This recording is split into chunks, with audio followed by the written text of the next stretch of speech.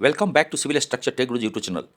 यह video specially Bihar भूमि के ऊपर में है, जिसमें दाखिल खारिज मामलों में 3 फरवरी 2026 को एक निर्देश जारी की गई है, जो सभी प्रधान सचिव और सभी अंचल अधिकारियों को एक निर्देश दी गई है, जिसमें दाखिल खारिज की कार्रवाई जारी रखने को कहा गया है। इसमें कई लोगों को लाभ भी हो सकता है और बहुत सारे जो जनता है, जो किसान है, जो रैयत है, उनको भारी नुकसान का भी सामना करना पड़ सकता है। मान लिया कि इसमें जो कहा गया है कि केवल वैसे मामलों में ही दाखिल खारिज रोका जाए जिसमें कोर्ट ने संज्ञान ले रखा हो और जिसका नोटिस जारी किया गया हो। अब मान लिया कि कोई फर्जीवाड़ा कर रजिस्ट्री करा लेता है किसी रैयत का और अंचल में उसकी पहुंच है, पैसे वाला है, तो उसकी रजिस्ट्री तुरंत हो जाएगी, प्लस उनकी दाखिल खारिज भी तुरंत होगी। क्योंकि जो रैयत सफ़र कर रहा है, अगर वो अंचल में आवेदन देता है तो एक तरह से अंचल अधिकारी को पावर को ख़त्म कर दिया गया है। पहले जो है अंचल अधिकारी बड़ी सुनवाई हो जाता था और थोड़ा मामला लंबित कर दिया जाता था, तो कई केसों में तो जायज़ भी होता था और कोई तरह से नाजायज़ लोग भी अपना जो कि क्रेता है उसका दाखिल खारिज नहीं हो, सही ज़मीन को भी वो दरख्वास्त दे देते थे। लेकिन अंचल पर सुनवाई होती थी, सभी को बुलाया, पार्टी को बुलाया जाता था और एक अंचल अधिकारी निर्णय ले लेता था और उनका दाखिल खारिज कर दिया जाता था। और दूसरे कई संदिग्ध मामलों में और उसकी आगे छानबीन की प्रक्रिया जारी रहती थी अंचल अधिकारी की तरफ से भी, और यदि डीएसएलआर में अगर केस गया है तो वहाँ से भी मीन टाइम उनका एप्लीकेशन देने से उनका जो भी दाखिल खारिज की प्रक्रिया है वो लंबित हो जाती थी। अब जो है कि जो स्पष्ट निर्देश दिया गया है वह केवल सक्षम कोर्ट के जब तक स्टे ऑर्डर नहीं हो उस दाखिल खारिज पर, और उसके बाद में जब तक नोटिस इशू नहीं हो तब तक प्रक्रिया अंचल अधिकारी जारी रखेंगे। और जैसा जो भ्रष्टाचार की जो अवस्था है, जो करप्शन की अवस्था है, जैसे लोग पकड़ा रहे हैं, जिस तरह से छापा मार करके गैर नाजायज़ काम कर रहे हैं लोग अंचल स्तर पर, वैसे में और किस तरह का फर्जीवाड़ा हुआ तो वह तुरंत दाखिल खारिज करा लेगा और जो रैयत का जो लूजर है वह कुछ नहीं कर पाएगा। क्योंकि अभी कोर्ट की स्थिति यह है, लाखों कोर्ट में जो है केसेस दर्ज हैं और सभी पेंडिंग चल रहे हैं। उस केस में कई बार ये होता है कि मान लिया कि 50 लाख का किसी ने ज़मीन रजिस्ट्री करा लिया और वो फर्जी रजिस्ट्री है, और जब डीएसएलआर जब वो जैसे पता चला कि ये जो कोर्ट में इन्होंने कुछ वाद दायर किया है तो वहाँ से कई बार वहाँ पेंडिंग करा देता है, उनको तारीख ही नहीं मिलेगा विपक्षी पार्टी को। तो ये भी एक बिल्कुल जो वास्तविक स्थिति है यही है। उसके बाद में एप्लीकेशन जाने में, केस को एडमिट होने में और नोटिस जाने में ये कम से कम 6 महीना से लेकर साल भर लग जाते हैं। कई बार तो उनके एप्लीकेशन ही गुम हो जाते हैं। यदि जो ज़मीन लिखाने वाला माफिया या ज़मीन लिखाने वाला रैयत अगर तगड़ा है तो आगे केस तो एडमिशन में रिजेक्ट हो जाते हैं, जो ये पेपर नहीं है या वो पेपर नहीं है, डॉक्यूमेंट्स नहीं है। कई जो है ना, कई वो पॉइंट्स होते हैं उनके बाबू लोगों को, वैसे एडमिशन में ही रिजेक्ट हो जाता है। तो ऐसे में ये इसके ऑर्डर कॉपी दिखा नहीं पाएंगे वो अंचल अधिकारी को, और उसकी ज़मीन को जो अंचल अधिकारी है वह दूसरे के नाम पर हस्ताक्षर करके अपना उसको अधिकारी बना देंगे जमाबंदी के अनुसार। तो इस तरह से ये चीज़ जो थोड़ा इसमें कई खामियां भी है, सरकार को उसको देखना चाहिए था। अब इस वीडियो में और भी जो वास्तविक जो लेटर इशू हुआ है उसके बारे में हम बताएंगे आपको, और शुरू से लेकर अंत तक देखेंगे तो आपको इसमें जरूर आइडिया बनेगी। दाखिल खारिज मामलों में नहीं होगा अनावश्यक विलंब, सक्षम न्यायालय और लंबित की स्पष्ट परिभाषा जारी की गई है। न्यायालय में वाद के नाम पर राजस्व मामले में लटकाए जाने के कारण जारी किया गया है ये स्पष्ट दिशा निर्देश।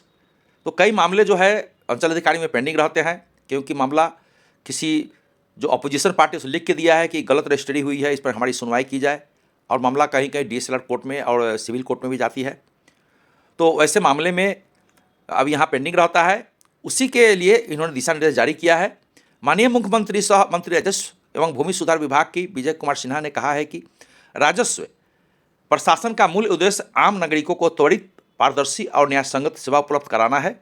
लंबे समय से यह देखा जा रहा है कि सक्षम न्यायालय और लंबित जैसे शब्दों की अलग अलग व्याख्या के कारण दाखिल खारिज सहित कई राजस्व मामले अनावश्यक रूप से अटके रह जाते हैं। इसका सीधा असर आम लोगों के काम पर पड़ता है। इस तरह से प्रधान सचिव के उन्होंने मार्गदर्शन जारी किया है और अंचल स्तर पर निर्णय लेने के भ्रम की स्थिति समाप्त होगा। अब केवल विधिवत स्वीकारित वाद्य और प्रभावी स्थानादेश के स्थिति में ही राजस्व प्रक्रिया रुकेगी, अन्यथा कार्रवाई निरंतर जारी रहेगी। इस तरह से सरकार को हमें लग रहा है कि जो उनका राजस्व है, क्योंकि लाखों मामले अभी लंबित है, तो सरकार को फिर आकर के भाई वो मामले क्यों लंबित है उसकी एक कमेटी बना के जांच करनी चाहिए थी और जो त्वरित गति से जो सही मामले हैं उसको निस्तार करना चाहिए था, उसको एडमिट करके उसका उनको राहत देना चाहिए था। अब जो राजस्व ज़्यादा से ज़्यादा सरकार वसूल पाए, इसलिए अब ये हमें लग रहा है कि इस तरह से जो है आपका एक लेटर इशू हुआ है। मान लिया जो क्लेम है वो क्लेम जायज़ है नाजायज़ है, इसकी तो त्वरित गति से सूचना दे करके सभी को बुला करके कमेटी बना करके स्पॉट विजिट करके को भी निर्णय लेने के लिए सरकार स्वतंत्र है, सरकार ले सकती थी। बट लेकिन अभी जो है अब इस तरह की काम नहीं होगी। अब जो है बिल्कुल स्पष्ट किसी भी लैंड की अगर स्टे ऑर्डर है तभी जा कर के अंचल अधिकारी उसको मना कर सकते हैं, वरना उनको दाखिल खारिज कर देंगे वो।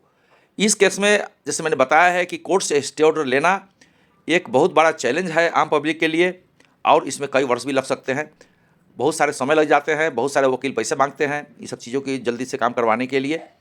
तो ऐसे में यह अब एक कठिन प्रक्रिया हो जाएगी और जो जलसाज है जिनके पास पैसे हैं वह अपने काम को फटाफट करा करके अपना मामला को और आगे बढ़ाएंगे। दाखिल खारिज व भूमि विवाद से जुड़े मामलों में हो रहे अनावश्यक विलंब को समाप्त करने के उद्देश्य से राजस्व एवं सुधार विभाग ने महत्वपूर्ण स्पष्टीकरण जारी किया है।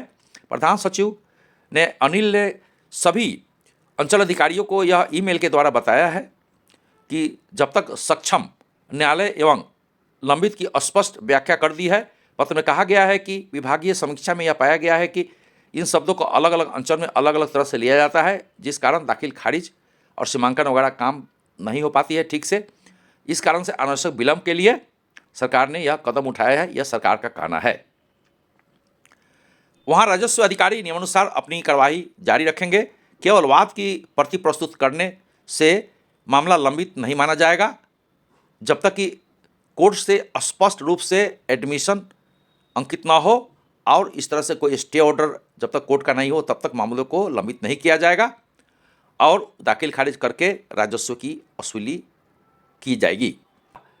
सक्षम न्यायालय में जो कहा गया है उस निर्देश में किया गया है दीवानी न्यायालय, पटना उच्च न्यायालय, सर्वोच्च न्यायालय को सक्षम न्यायालय माना जाएगा।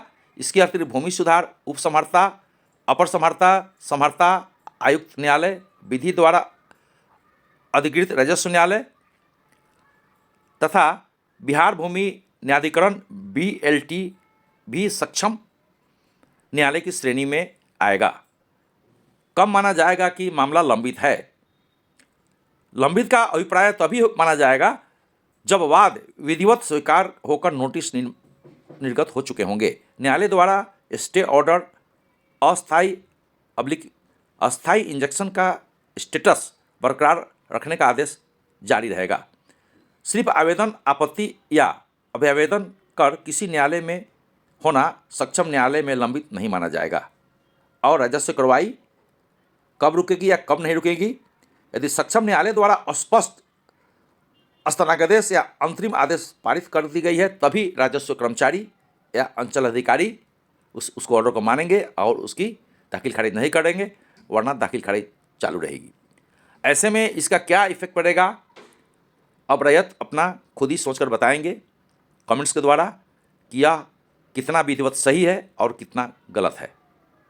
इससे आम जनता जो है कि मान लिया कि मैक्सिमम किसान गरीब हैं, कुछ लोग धनी हैं, तो ज़मीन वही खरीदते हैं जो काफ़ी धनी होते हैं और वैसे में भूमाफिया भी उनका भी काम धाम चालू रहता है।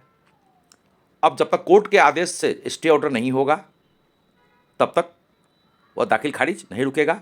इससे अब देखिए मामला बढ़ता है घटता है, आगे समय बताएगा। Thank you very much. Watch more videos at my YouTube.